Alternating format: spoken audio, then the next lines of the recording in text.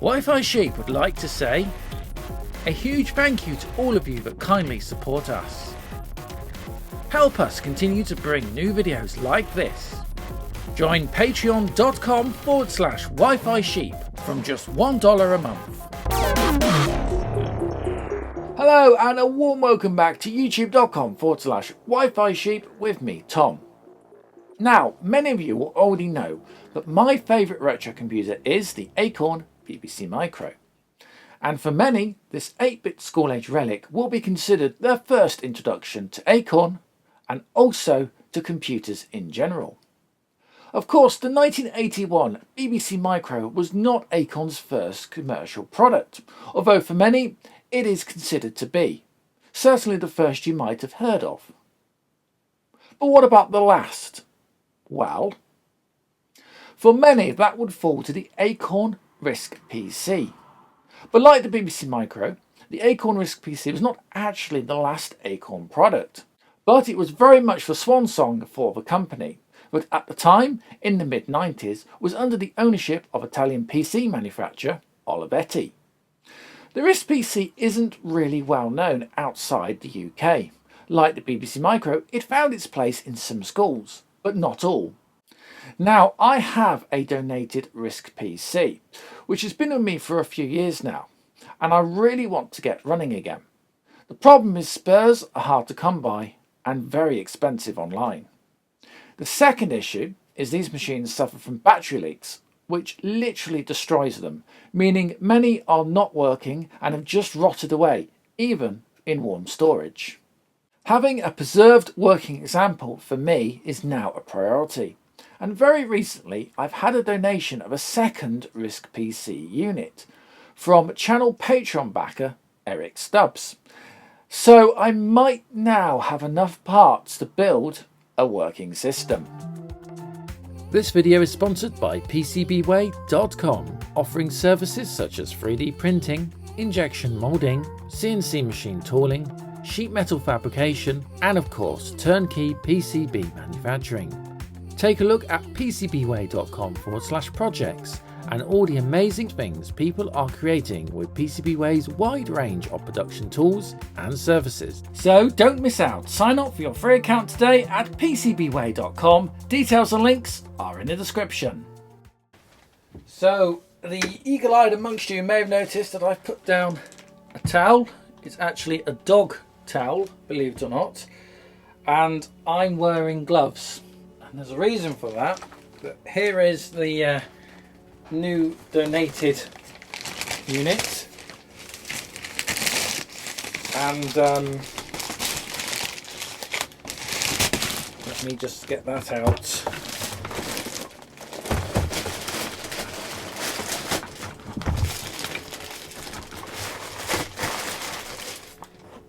And you can probably tell there's a reason why I don't really want this touching my desk at the minute.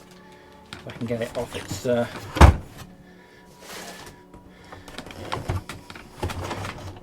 and it hasn't got any pins. RISC PCs have pins that hold them together, and this one doesn't. But here we go. There it is then. Yeah, it's in a state, I think it's fair to say.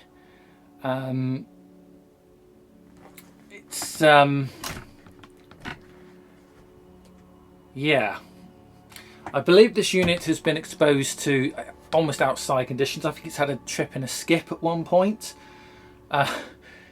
Its history, I think it might be ex-education, ex-school, but yeah, it's in really, really poor condition.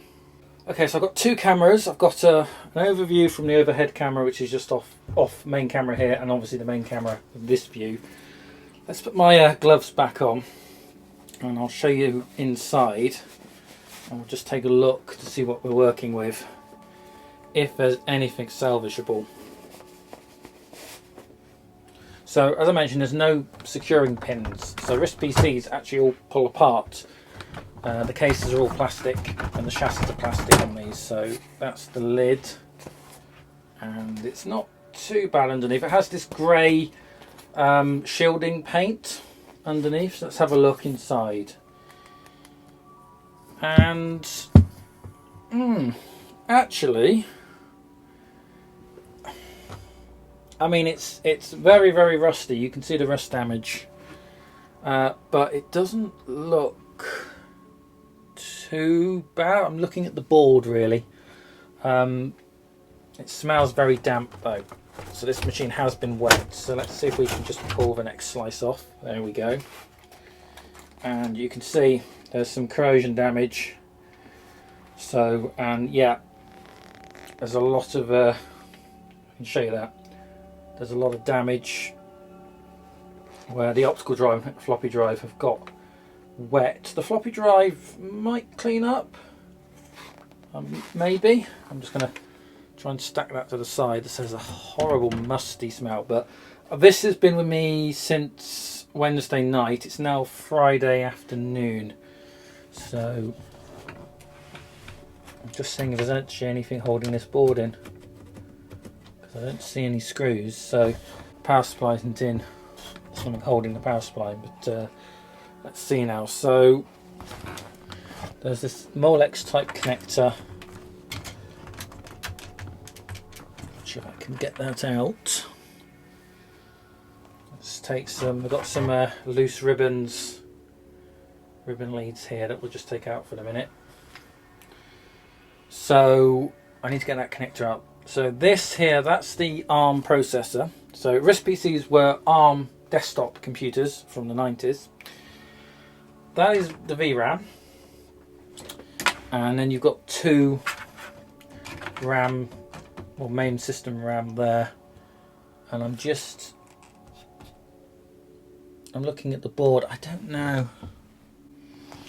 The main culprit here, this is the battery, which is soldered in, and that is the main problem with these boards. It's the battery leaks. And if I just tilt on the top camera, you can see the damage that's been done. Now, what I think has happened is I think this unit has been stored on its side like that. So when the battery failed, it poured the alkali, or what we say battery acid, but the alkali down into the power transformer, which is absolutely shot and isn't actually fixed into anything, and it's corroded. Whoops. Let's see if I can, there we go. So that will come out, and yeah, I don't even know if I want to even consider trying to power that up. It's gotten wet and it's corroded, and you can see a lot of corrosion in the bottom of the plastic. So really it's this battery that I want to snip out. So I've got here just a pair of standard snips, and I'm just going to cut the battery off.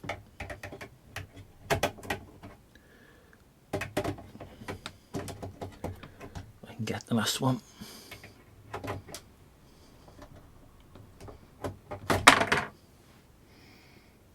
Okay, so that's the battery out the unit, and I'm just looking at the damage.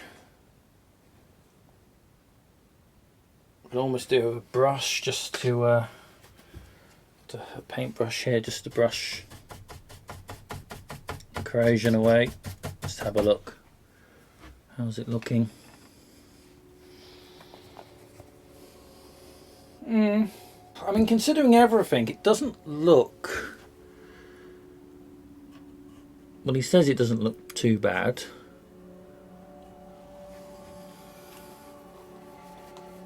But I've just noticed something that I think means this board is a complete write-off.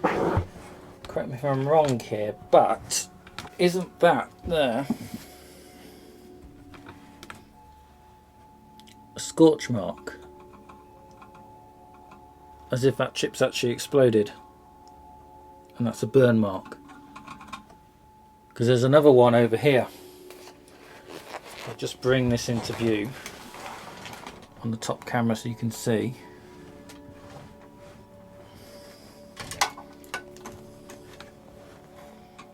What's that? That doesn't look good. Is that glue? That doesn't look very promising at all, actually. Yeah, so I think that is a shame. I think the main PCB in this, I think it's got damp. Someone's tried to power these up and it's just cooked everything. It's just shorted everything to everything else. So even if there was a chance of this working, I think it's now cooked, in all honesty, which is a real shame. So I think, in all honesty, we're in disaster recovery mode, and it's probably worth just stripping what we can off this board that might be useful for the other board. So, for example, the RAM. Let's have a look how that looks on the contacts. Actually, the contacts on that RAM don't look too bad. So that RAM looks okay. Let's take this one out. Again, that doesn't look too bad. If I just take this out here, this might. Oh, there we go. Again, what is it with? Is that glue, or has that delaminated?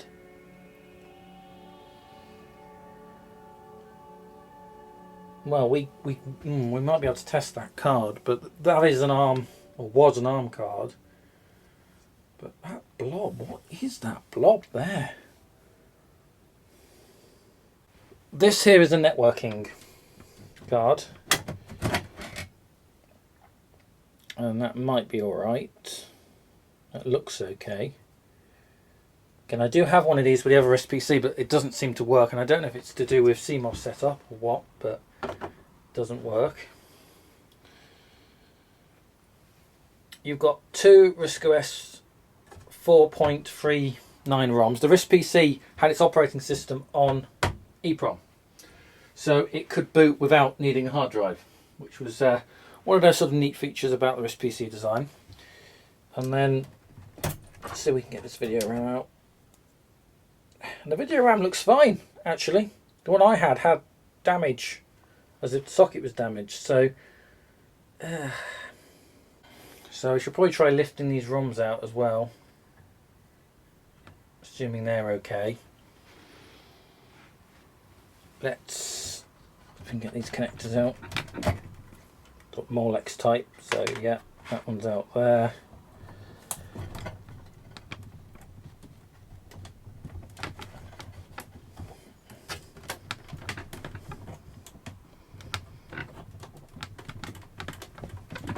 Oh, that's stiff, isn't it? There we go, that's out. And interesting, there's no screws holding the actual PCB in. I don't think there is. What's holding that then?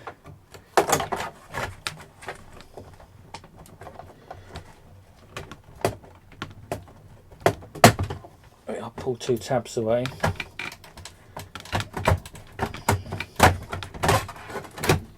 Let's have a look underneath.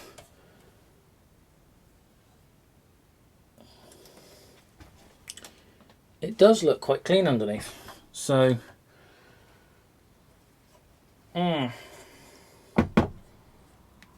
dead bugs and things, but yeah, it just looks like it's exploded. It's overvolted and exploded, which would be a crying shame, really, because it actually looks. It looks in slightly better condition. No, I'm more convinced the more I look at it that it's had a shock or something, or basically if it ran through this power supply, because I mean the power supply is in an absolutely shocking state. I don't even want to try that, in all honesty. I think that's done. So I just want to have a closer look really at this these strange markings, which is this here, and I got some surgical spirit and a Q-tip or cotton bud, and I'm just gonna do a little clean up around the chip just to see what that is. Does it clean up? Is it just some sort of adhesive, or has the chip exploded? So you can see it's a sort of like a that's the main ARM processor. So again, I'll just use some spirit.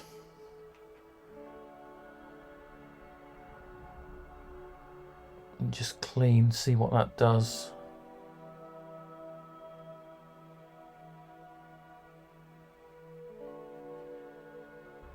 There's definitely still something there. I'll just use the dry iron just to... Yeah, you can see it more clearly now. It's a burn mark where it's short-circuited inside, and it's delaminated the plastic, because that's not a blob of adhesive. That's actually, as you can see, the silk screen is actually raised up as well. So, yeah, I think that's dead. Well, here we'll take a quick look at the RAM. Let's turn that the right way around. And again, we'll just give this a quick clean.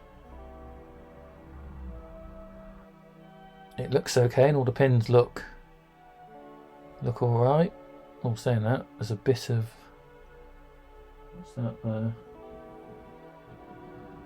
Bit of something, just rust. I think that's rust debris. Yeah, that looks like oxidization from rust. You might have to take this sticker off to have a look underneath, but spare RAM is always useful, so the RAM's okay.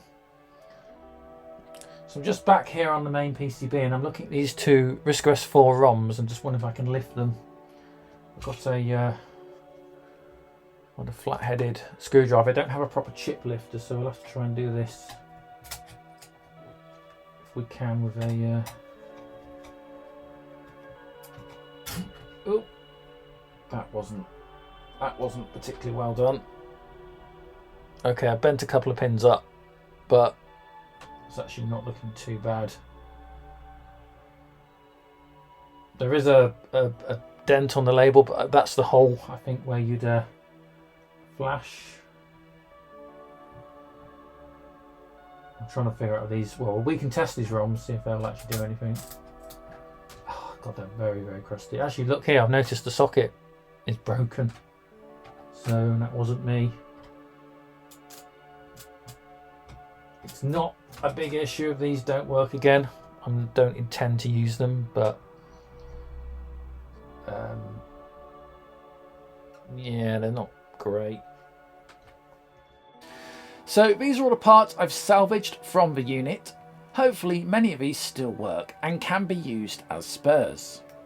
Moving on, and welcome to my bathroom. I really need to clean the now gutted case down. It's just horrid to handle at the moment. I also noticed the side of the case has had some yellow paint and some damage. So it will be interesting to see if this can be fixed at all. Okay, so I know many of you are really keen to know if this works or not. So I know I am. So I've got the board here a few hours later. This is my known good working RISC-OS power supply, and even it's got a couple of corrosion damage, but it's nowhere near as bad as that other supply. The power button for that is here, by the way. So I'm just going to power up now. So it's connected via the Molex to this board. Right. There's no RAM, there's no ROM, there's no memory. So that's all out. The video RAM is out. It's just got the card in, and I'm just going to power up and see what happens.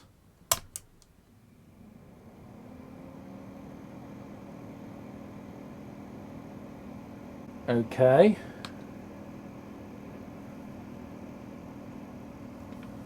If these are feeling any... Okay, that's getting warm. Processor. Well, I was half expecting it to start shorting out if it had actually burnt these chips up. I mean, it's warm. You can feel this one here is warm, but so I just wonder, do we put some RAM in the machine? And shall we put a stick of RAM in?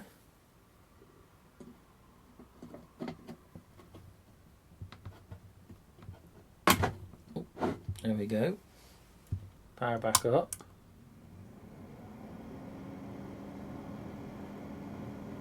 Of course, if they went pop, then that might be it. That might just be the end. I don't know. So I wonder if I give the EPROMs, or the ROM chips, sorry, a quick clean. Pop those in the sockets. I'll straighten up that pin I bent, unfortunately. Dare I say, put a video display on this and see what we get? That would be a bit mad if it worked, but yeah, unfortunately I bent the pins up a bit, which is unfortunate. Yeah, let me straighten it out. I'm going to put a VGA display on this, and if it worked, that would be beyond insane, quite frankly, considering the how the machine was and how it looked. I'm not convinced at all. Actually, I don't like how these chips are, but you know what? Let's just do it and see what happens. Okay, so I've put the ROMs back in. I get the legs are clean with a glass fibre brush. So we've got one stick of RAM in. We don't know the RAM's good. The ROMs are back in. I've connected up a VGA display, which we'll see. So let's power up. I highly doubt anything's going to work, but you never know.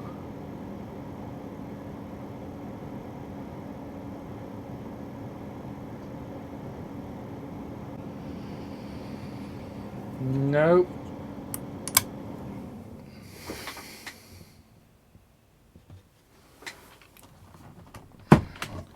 Let's just swap that and try it on the second.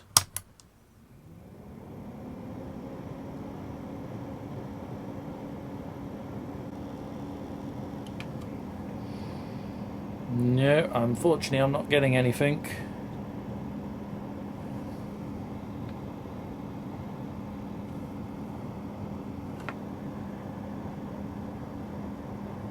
Again, it's these... I think these chips are blown, you know. I'm pretty sure of it. I'm not guessing. I mean, we don't know if the video is any good. The connector could be damaged. There could be all sorts of things wrong. So, yeah. Okay. Okay, well, we can use the board out the other RISC PC to do some testing. It hasn't caught fire or anything, and nothing's got particularly hot, but we'll know if anything's working or not, and we can use your known good board and known good power supply to do some testing. And we'll do that next time. But if this board is dead, that's a shame, but it could still yield some parts. Possibly I could even look at desoldering the VRAM socket, because it's my socket's not good. But I can test the other VRAM chip just to see what it does in the other board. So we've still got a few other options for things we could actually do. As you can probably tell, this is going to be an ongoing project throughout the year. So do make sure you subscribe to me here at Wi-Fi Sheep so you don't miss out on any future video updates. Before I go, if you've enjoyed this video and want to help support the channel, there are now a number of ways you can, such as becoming a Patreon or YouTube channel member. Tiers and details are on screen now. Alternatively via Patreon at patreon.com/Wi-Fi Sheep. Also brand new is Amazon affiliates. If you buy anything from Amazon, you can now also help us here at Wi-Fi Sheep by clicking our affiliate link in the description to this video to take you to Amazon. From there you can browse the selection list of cool items I've personally chosen or search for anything else on the normal site. It doesn't have to be computer or tech related. It won't cost you any more, but every time you purchase via our link, Amazon gives us a small tip, which helps to fund and support the channel. So do go and take a look, bookmark the link and help support independent content creation and projects like this here on Wi-Fi Sheep. As always, thank you for your company and I really hope to see you real soon right here on the channel. Until next time, bye for now.